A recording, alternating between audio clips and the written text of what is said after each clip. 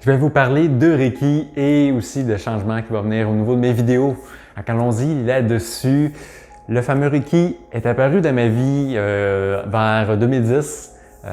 C'était pour en fait donner un nom à ce que je faisais. C'est pas tant juste du Reiki, ma pratique maintenant que je vais vous offrir.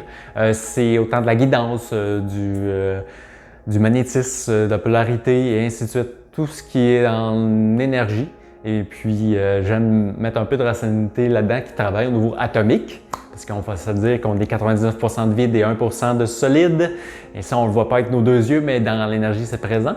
Puis je suis certain que notre inconscient le sait très bien aussi, parce que lui, il capte bien des informations, puis c'est de là, d'après moi, que vient une partie de nos guidances. Ces fameux messages transmis par le niveau atomique dans notre corps. Fait que ce que ça m'a apporté, c'est beaucoup de choses dans ma vie. Au début, je ne ressentais vraiment pas grand-chose parce que ça a pris beaucoup de persévérance. La sensibilité, ça se développe. Oui.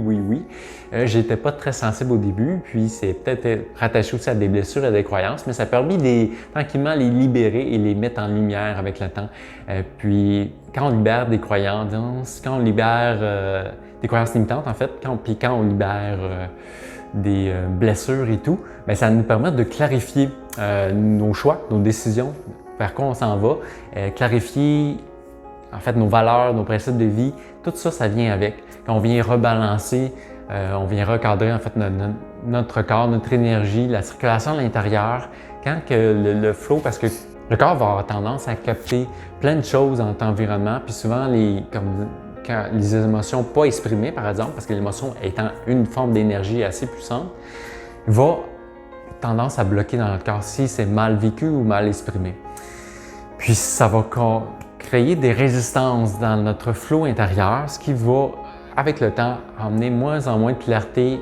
Et quand on parle de rationalité là-dessus, bien, on ne peut pas rester rationnel en n'ayant pas une clarté aussi dans les idées. Notre clarté vient par ce qui circule en nous. Notre mental, notre cerveau n'est pas libre d'être en équilibre si à l'intérieur, notre corps physique, qui est le reflet de notre mental, n'est pas en équilibre. Les deux fonctionnent ensemble. Fait que le Reiki va permettre de venir rétablir aussi la circulation d'énergie dans le corps, qui peut aider aussi à ce que le corps puisse retrouver un peu plus de son auto-guérison, sa capacité en fait à guérir n'importe quel mot par lui-même, par le simple fait que l'équilibre va être là, l'harmonie intérieure va être là. Fait que c'est le travail au niveau de l'énergie ou du Reiki. Ses limites dépendent toujours des croyances de celui qui reçoit, en fait. Ce qui est la notion que j'ai découverte avec le temps qui est la plus importante, c'est celle-ci.